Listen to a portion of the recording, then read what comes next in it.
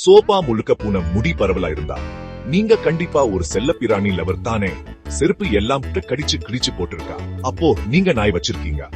வீட்டுல செடி அடிக்கடி கீழே விழுந்திருக்கு அப்படின்னா யாரு காரணம்? பூனைதான். பூனைகள் ரொம்ப மர்மமா இருக்கும். தனக்கு தானே இருப்பாங்க. உங்களே கண்டுக்காம இருக்கிறத சாம்பியன். நாய்கள் பார்த்தா விசுவாசம், சந்தோஷம். அப்புறம் நீங்க தான் அவங்க உலகம் மாதிரி பாக்குறாங்க. கொஞ்சம் அன்பு வேணும்னு நினைச்சீங்கன்னா நாய்கள் உங்களை அம்புல மூழ்கடிச்சிடும். தனியா இருக்கணும்னு ஆசையா பூனை உங்க லேப்டாப் மேல வந்து உட்காரும் சும்மா ஜாலிக்காக. நாய்கள் நடக்க போவ, பந்து விளையாட, அப்புறம் சேத்துல புரள தயாரா இருக்கும். பூனையா நீங்க சுத்தம் பண்ணதை பார்த்துட்டு அமைதியா உங்களே ஜட்ஜ் பண்ணும். ஒரு பூனைக்கு சாப்பாடு போட்டீங்கன்னா ஒரு சின்ன மியா சொல்லும்.